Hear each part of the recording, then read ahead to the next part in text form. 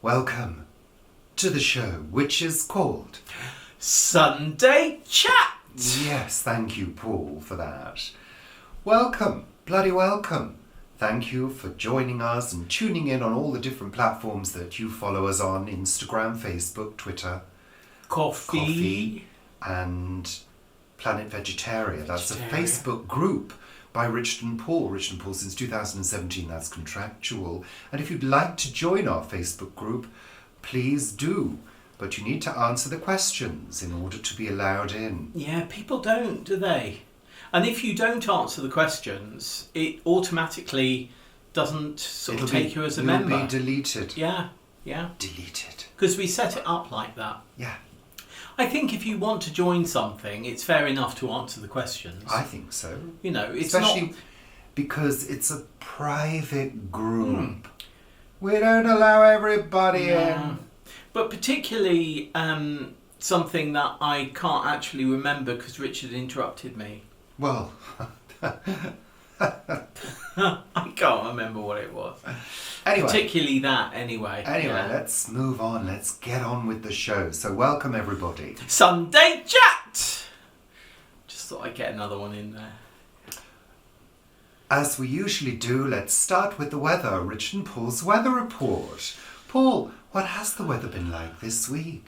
It's been really changeable this week. It has. We've had glorious sunshine at the beginning of the week.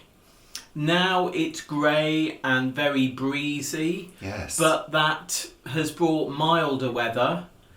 Yeah, and it's just grey. Yeah, okay. Let's say it properly, shall we? So the beginning of the week was fairly mild and quite beautiful. Beautiful. But cold at night. But cold at night. Really cold at And night. then yesterday was very, very mild, despite the tail end of Storm Otto, which is making its way to Scandinavia. Daneland. No, Danish place. No, what's it called? Denmark. Norway. That's it. No, Sweden, I always get confused. Scandinavia. With those places. It's like Holland. Well, Holland doesn't... Where they don't speak Hollandaise. They speak Dutch. They speak Dutch. It's not Holland anymore, isn't it? Netherlands. It's Netherlands, Dutchland. Yeah. I don't know what it's... Is it Holland? No, Holland. I don't think it's Holland. What? No, I don't think it is. I don't know. Am I always right? get confused I don't with know. those Yeah. places. So yeah, Storm Otto has given us a little bit of a breeze recently. Benelux. That's What? another one of the Benelux countries. The what? Benelux. Scandinavia. Benelux. That sounds like a white goods manufacturer, Paul. It does. Yeah. I got my new Benelux fridge freezer. Benelux? I have never ever heard of that. It's sort of Belgium upwards. No, never heard of it. Right. No, Maybe it is a white goods manufacturer. Yeah. I think it probably is.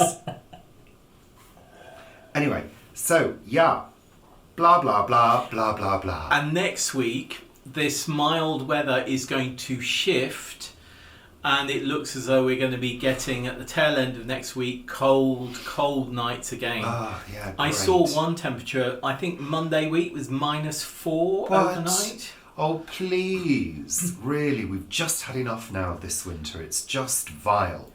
And it's all down to that major stratospheric effect, or whatever that's happening. Stratospheric warming. Stratospheric Sudden warming. stratospheric warming. Yeah. And that word sudden is interestingly because it actually happens over a period of time, so it's not sudden. Anyway, So, yeah. Anyway, so there you go. That's it. So it's grey today, overcast, and slightly damp. I feel the air is damp. A little moist. Humid. And not in a nice way.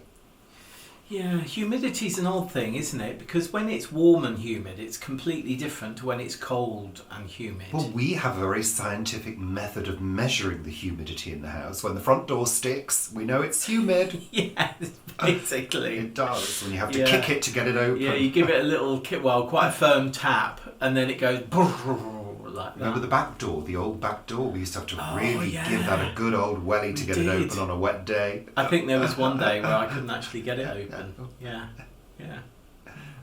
Anyway, let's move those on. days.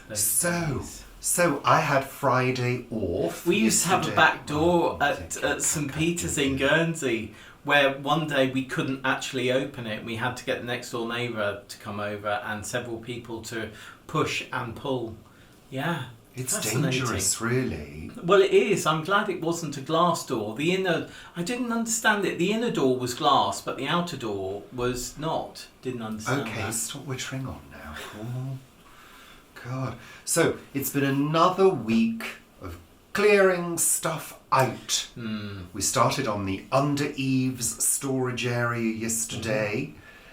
Hoiked out a lot of stuff from there, which was fun. Crawling into a dark roof space. Not my favourite thing at all. You looked a bit like a sort of snake slithering in from the floor yesterday when you were doing Well, I had to. I mean, you're not going to go in there. I mean, you won't I even think fit through I the door. would. Well, you can do the rest then. No, I don't think I would fit through the door. No, you can do the you're rest. right. I wouldn't fit through the door. And it's amazing how much stuff we shoved in there. There are 2 levels of storage. It's really good. And boxes will fit in there easily, but we've shoved loads of stuff in there, so we've hoiked most of it out now. And the giveaway, the big giveaway, Richard and Paul's big giveaway, continues. We're doing we said before, we're doing the giving away on Trash Nothing, which is an app, which you can't find. No, I can't. I've phone. looked on my phone. I can't find it. It's really bizarre. Maybe it's called something else now, but on mine it hasn't updated. It still I've says got Trash. Freegal. Well, maybe it's Freegal now. But Freegal rejected me yesterday. I tried to post something, 10 orange binders that we've got, and no, Freegal didn't want me to be a member. Oh, well, so I'm privileged then. Yeah, there we Well, are. that's good. We continue to do the big giveaway. We've given away even more stuff. A bed has gone, a single IKEA bed, a mattress, several other bits and pieces throughout Cuddly the toy. week. I went through, as well as utensils we found, cooking utensils, I went through our drawer as well, and I'd taken about a third of all of the things we don't use and haven't used for years, and put those, so they're going at lunchtime today as well. Yeah, they're going to somebody else who's collected stuff from us before. For her son, who is setting up house. Yeah. Which is great. And, you know, this brings me on to the subject of giving things away. As we said before, I love giving stuff away. I really do. I can't even think about selling all that stuff. I really haven't got time for that. I've not got time to be packaging stuff up for people. At the moment. Sending stuff by post. No, I just haven't got the time. We work, you know, work takes up a lot of the time. But the one thing I'm noticing when you do quite a lot, it takes quite a bit of management. Multiple messages coming through from different people wanting the same thing, and you kind of have to decide who you're going to give it to. And there's quite a few rude people. Oh, you had that one woman that wanted a table for a play. Well, she messaged me, this person, and the message was of great urgency. They needed a table for a play that evening because the prop they'd been using broke, and it would be a lifesaver if I could have the coffee table that you're giving away. This is an IKEA lac coffee table, really vintage now actually, and a few scuffs on it, you know. So I immediately messaged her back saying, of course, let me know what time you can do, and I heard nothing at all. And this has happened several times. People will message you and say, is it available? Well, not for you with that attitude. I mean, That's what you feel like saying, you know, please, or yeah. hello, my name is, I'd really love to take this off your hands. Is it still available? I can collect at this time, blah, blah, blah. So you're getting back to these people, very often several people. You're also getting back to people when you've promised an item and marked it as promised to somebody, and they're saying, oh, if they don't collect, can I have it? So you're messaging, well, I'll let you know. I mean, this is kind of like another branch of social media. So it's not as simple as it sounds, but when it works, it's beautiful. And the majority of people who've collected stuff have been absolutely delighted. So I really enjoy it, but it's a pain in the ass as well. And this week the bed went, the single bed, and the door. We had one other door, which was a heavy, really, really heavy fire door. And that was taken, which is great. Just great, because the bed was taking up space, the door was taking up space. Our dining room still looks like an Amazon fulfillment centre. It does. It does. It's but we're getting high, there. But we're moving through stuff. And then this morning, we went to our local recycling centre. We did. For 8 o'clock. You have to book a slot now, which actually works really well, because that spaces cars out, So you have to say what you're taking. So we decided to take something else. So I had to log back into the system and say we were taking that and do that. Books. Yeah, but we also snuck in a couple of bits of metal, and you said to me, oh, they know because they've got cameras. They do have cameras. I can assure you, Paul, that the council is not employing somebody to look at the cameras and check that people are putting what they've said they're going to put in. They are not doing that, I can assure you, Paul. Rest assured. I'm assured and I'm rested. You so can that's fine. sneak something extra in. Yeah, I know, but you don't. The thing is, you don't need to, because you can say what things are, So it just so happens that we forgot about these 2 pieces of metal that were in the car and we didn't want. So so books went. Electronics. A pasta maker went this morning as Not well. Not to the Greenford Centre. No, to Linda. We were talking about the Greenford Centre. Well, I'm moving on. Well, I wasn't. And batteries we took. So various things, yeah. And Linda came for her pasta maker this morning. Linda had quite a deep voice. I was waiting for Linda for some time. And then Linda turned out to be a man. Yeah. Wow. Thank you, Linda. I think Linda was in the car and she sent her partner to come and pick it up. So, what else has been happening this week, Paul? How's the working week been? It's, again, another busy week. Done a lot of work for Earth's Sake again this week. I mean, I do every week, but this week it's all been finalising the input of the submission of 2 grants that we're putting in for at the moment for energy saving equipment, and it's really been fascinating to do that, because I've never really done grants like that before, and it's amazing how many boxes you need to tick to be able to reach the right criteria or have the right criteria. Please. And there's one thing still outstanding, which is the insurance for Earth's Sake, which doesn't fall due for renewal until the end of March. But because we have 3 months to install once they have said, or hopefully granted us this grant, your insurance has got to cover that whole period of installation as well. So even though it's not due for over a month, we've got to get it early so that the next year's insurance covers the period for that installation. And I had no idea that was going to be necessary until you get down to a bit and you tick a box and it says, your insurance needs to cover the full period of installation. Like, really? Didn't say that right at the beginning 3 months ago? But fair enough, So that's been fascinating. Really has been fascinating. Alexa, please stop.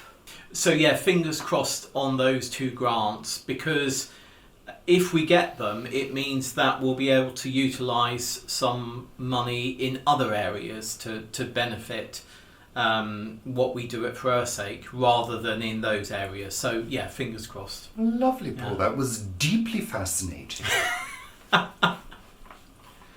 So lovely. And you've also been having a slightly challenging week this week, Paul, in terms of writing. I have. Still not finished that first novel. Time's ticking on. I did actually, metaphorically, not physically, but I sort of ripped up about 50 pages or something the other day. And what I've done is I've put it to one side, basically, because I've found the space in my head over the last couple of weeks, maybe even 3 weeks, has been really not conducive to writing. I have written, and I've come up with various ideas. I come up with ideas every day, and I write them down. Good. And they sit in a notebook. Maturing. Yeah, they sort of are. They do. That's how creativity for me is. I'll write a piece of music and then I'll just leave it, and it's like you're letting it just stew.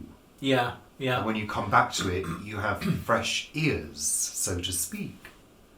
I did find this week the first script I wrote. I co-wrote it with 2 of my friends when we were about 12 or 13, and it was a sort of horror film that we wrote. It was a full horror film in 4 pages. Maybe we should perform it, Paul. It was rather good, actually. And we've got the characters drawn, or one of the other people drew the characters. He was really good at drawing, so all the characters are there.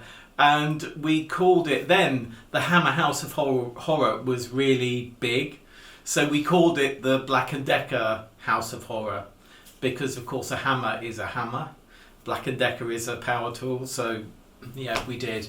And it's got a bizarre title, I can't remember at the moment, but I do remember us filming it, and I'd love to find out. I must contact my friend and find out whether that footage was it still filmed exists. on Cine? Or, yeah, it was filmed on Cine. Super 8. Yeah, and there was a hanging in it, and we had to be very, very careful with that, and it was over a swimming pool. I mean, it was bizarre. But then I looked at this and thought, I wrote this when I was like 12, 13. You know, it's mad. It's mad. And I've been thinking about my education that I had, and how I think I was really pushed into...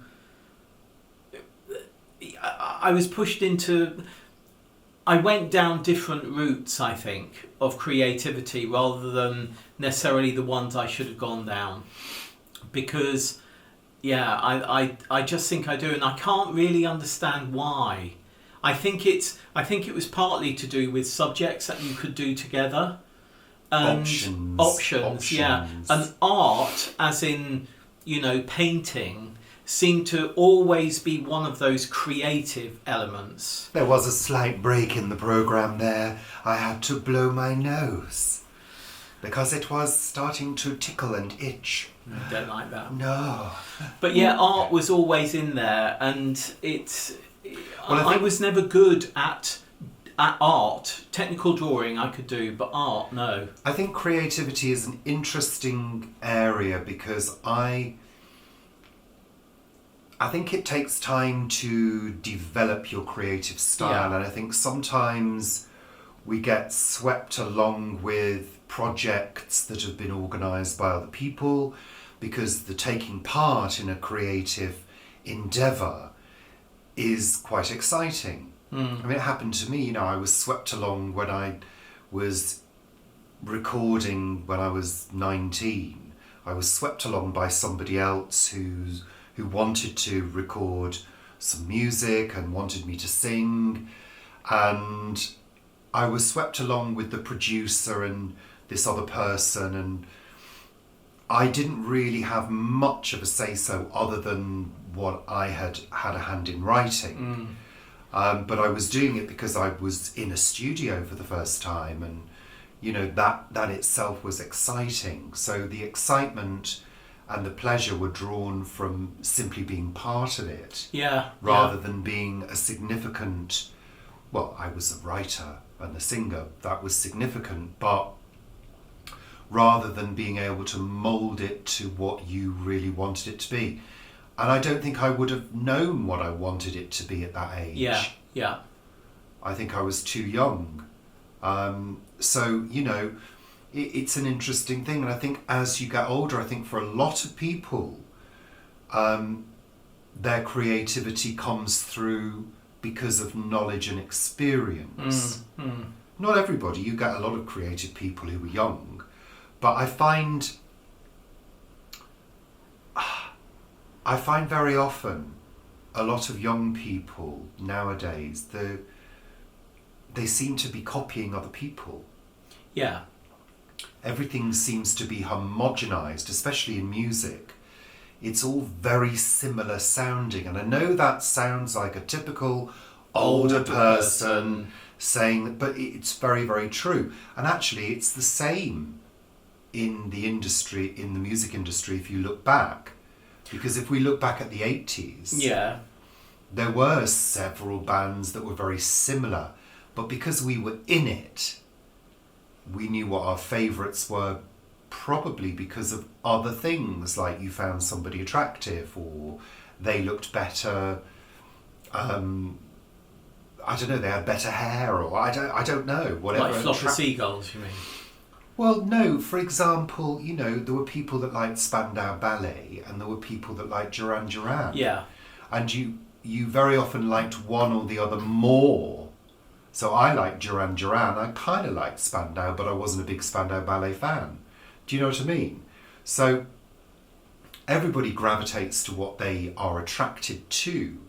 And industries have fashions. Like, for example, the fashion at the moment in the music industry is to look like a pimp or a whore. And it really is. In fact, I was talking to a friend who works for Warner Music, and we were saying this the other day on the phone. We were saying, they all look like pimps and whores. What is going on? And that is not derogatory to working women. Yeah, or working men. Sex workers. Pimps, yeah. No, I've got nothing against sex workers at all if they're looked after, and have safe working environment. But I was just thinking, whilst you were rambling on, then I was thinking about, because we had quite a lot of parallels of things we were doing at the same time, even though we didn't know each other then.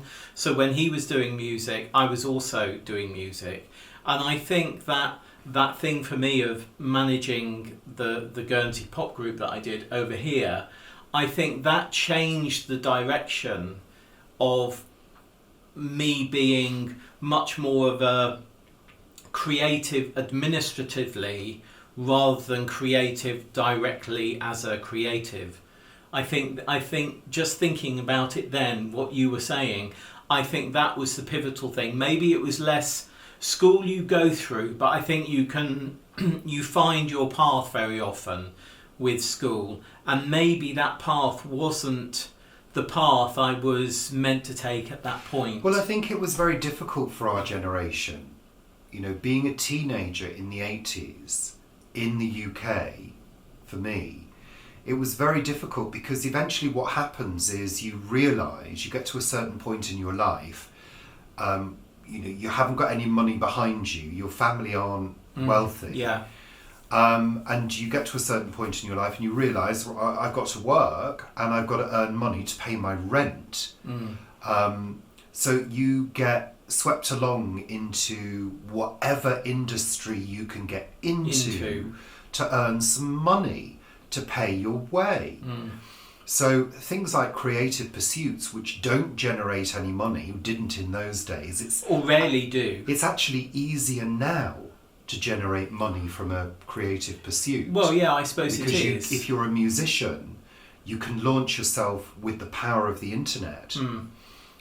Stephen Bartlett was saying this on Dragon's Den the other day. You know, it's very easy to get a big following if you're good at what you do. Yeah, and persistent. But of course, for in the 80s, there was very little work. There was a lot of people unemployed. There was a government that really didn't care about, even though they said they did, creating employment for people. Yeah. So you had to go to the cities to get employment. So, you know, once you've stepped into that world, the creative pursuits go on the back burner. Mm. And I mean, that's what happened to me. I was lucky enough to get into it again for a short period of time and have quite a bit of experience as a writer and a producer. But again, it didn't generate any money, and we got to a stage where we wanted to buy our own property, and I had to leave that again and get employment that would enable us to get a mortgage. Yeah, yeah. Which of course has now left me doing bits of music occasionally when I can do it, and I haven't done that for months now. But that's because why, other things take over. Absolutely, that's why we're hoping to move. You know, we need to move, but hoping to move to again allow a bit of time to do those type of things. Yeah. You know, to add that balance into life, because at the moment I think the balance isn't quite there with us. But I think also, I think with creative pursuits, when you are younger, there are a set of expectations attached to those creative pursuits. So, for example, when you're younger, certainly in my case, you are lured by wealth and being famous, being a celebrity, you know. You're lured by that because that's what you see the end goal as being. Rather than simply satisfying yourself creatively. So now, for me, creativity is all about just simply having that outlet. It's not attached to an expectation of being rich and famous, because I don't need that now. You're famous to me. And to our thousands of subscribers all around the world. No, in a way, this also satisfies a certain part of that, because we have an audience. There is an audience. We are sharing with a number of people in this theatre. Yeah, in our front room theatre. So, you know, that satisfies that as well. We've had this conversation though, haven't we? I think you get more not satisfaction. You're much more natural at it than I am. I'd be quite happy to be doing the directing and, you know, sitting behind and writing and things and not be in front of the camera. I've always, as a small child, I always wanted to be on some kind of stage. You used to put on plays, didn't you? We used to do plays when we were kids. Yeah, we used to do all sorts, but, you know, I think my earliest memory was wanting to come from behind the curtains and perform, and I used to. And, yeah. Anyway, we've talked about this before. I don't think we have. I think really. we have. I don't think we have. Mine has always been more about the creatively behind the scenes. Yeah. Alexa, please stop. Anyway, yeah. So yes, we Dragon's Den was quite interesting with Steve Bartlett talking about that. So one of the things we watched this week. Let's move on to that segment. It's time for Richard and Paul's TV critique for the week. Critique for the week. Richard and Paul's critique for the week. Can you tell I've had coffee? You've had coffee and cake. Yeah. Well, we needed it after that early start this morning. Yeah, it was quite early. Yeah. Buggeration. Yeah. Okay. So we have this week, in fact, for the past few weeks, we've been catching the joy of painting with Bob Ross, with his happy little trees They're always happy. Huh? They're always happy. I'm going to put a happy little tree there, and a happy little sun, and a happy little hill, and a happy little bush. And a hut. I find it quite relaxing to watch, and I love how the paintings come together. I mean, these aren't paintings that I probably have on my wall, because the style of them isn't really me, but I think he was so lovely at creating this atmosphere. But while we were watching it the other night, I said to you, do you remember Paint Along with Nancy? And you never remembered it. I didn't know about the joy of painting, so... Well, again, as a child, I loved drawing and painting things, but I wasn't very good. Things just looked like blobs. And they still do if I attempt to draw. Because I never really learnt any technique, because they wouldn't let me do art, because it wasn't in the same column. Options. It was in a different, yeah. And anyway, blah, blah, blah. But Paint Along with Nancy I used to love. And she was really funny as well. She had a great sense of humour. I think she was Jewish. And she had this really great sense of humour. She would be quite directorial as well with what, you know, okay, we're going to do a face, it's an egg. The head is an egg. She'd say things like that. Don't try to get a likeness just now. The head is an egg. And she'd tell you exactly how to draw a face and the proportions and all of that. And it was really good. And I loved it. Did that other guy, Bob, was it Bob? Bob Ross. Bob Ross. Did he ever do faces? I don't recall. Or was it always happy little trees? It was always landscapes, I'm sure. I mean, it is fascinating. It's the process that I find amazing to build up this picture. Yeah. I look at the picture afterwards and I think, that's a really, but I appreciate it because of the process rather than because of what it looks like. But also, what I find fascinating is the drawing of a landscape, the painting of a landscape. It's all about the suggestion of something. Yeah. And how that suggestion fools your eyes. Mm. The flick of a brush, and suddenly there's a tree. The placing of a hillock or a field, suddenly there's depth. The use of a darker colour. The use of a lighter colour pushes scraping paint away. Pushes things forward and backwards, gives depth immediately. And it's fascinating how the eye is fooled very, very easily by these things. And that's the joy of painting. That is the joy of painting. But it's interesting because when I used to be doing art direction for West End posters and Broadway posters and that type of thing, it was always interesting for me because I would look at something and they would go, that is in the centre. The designer would go, no, that is in the centre. And I'd go, I know it's in the centre, but optically it's not. It needs to go a tad to the left or a tad to the right.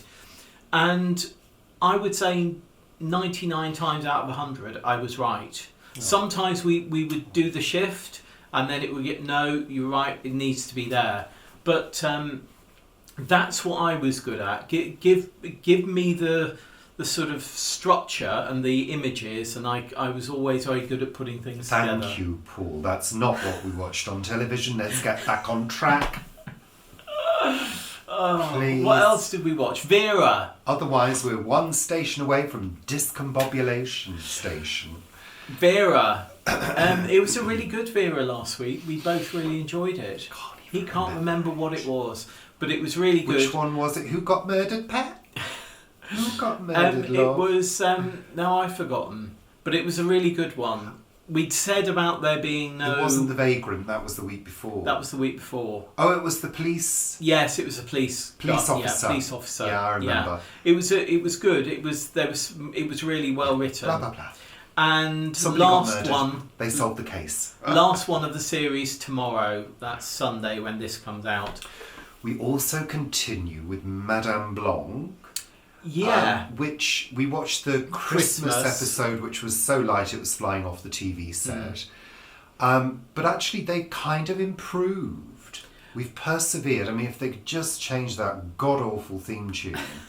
The theme tune sounds like whoever sang it sounds like they've been handed the song, given one rehearsal, and fumbled their way through it. It sounds uneasy. I'm sure it's Steve Edge who sung it. I don't care who sang it, but it sounds uncomfortable and uneasy, which is not really how a song should sound. You know? Yes, songs should sound as though they've just been freshly sung, but not in an uneasy Naively, way. yeah. Oh, I'm not sure what the next line is, or is that the right note, or I'll just stay on that note because it sounds better. It's not particularly colourful. Anyway, the stories have kind of improved, and actually they've got slightly edgier, which There's- I like. Again, there's a main story that runs through the series, Yes. but that I felt it needs to be knitted in a little bit more, a bit stronger. The denouement of the series was obvious, but enjoyable, and I do like some of the characters. I really do. So yeah, it's light. I mean, it's lighter than Father Brown.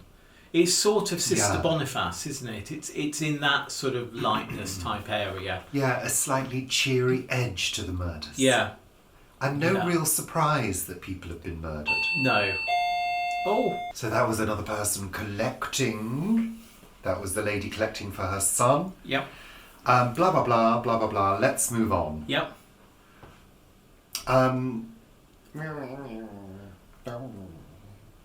Oh, Sophie Grigson. Oh yeah. A Slice Yeah. of Italy. This is a TV cook Yeah.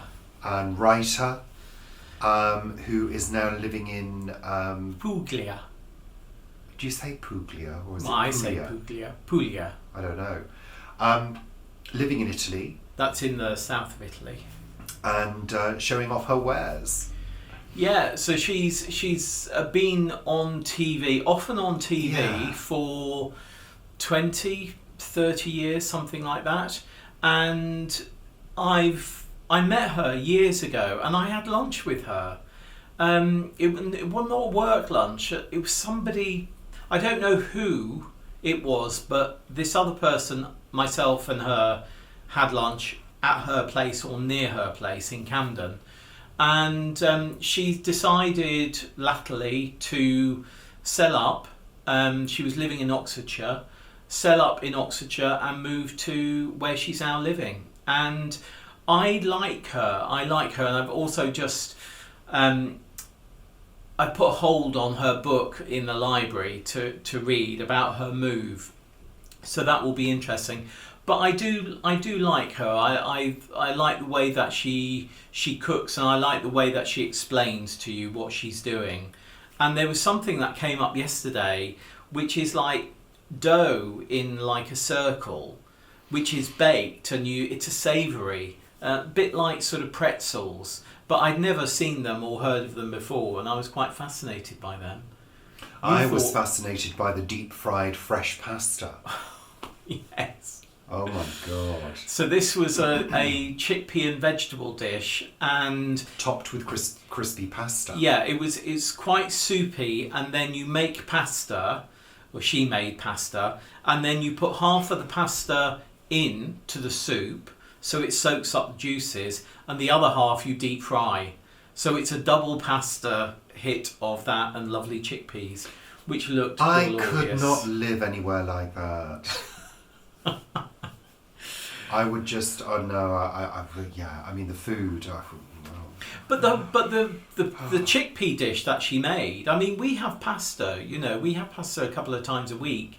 So actually it's not that different. The difference is the deep frying of that fresh pasta. That's the difference. The difference is the amount of oil that they use. I mean, okay, good olive oil is pretty good for you, but it's still a fat. Yeah. That's what you've got to understand. It's still hugely calorific.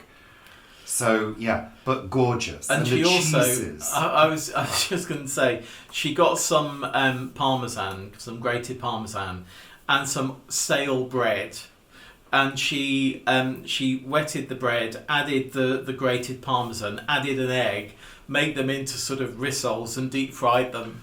They look glorious. They did cheesy bread fried. What isn't to like?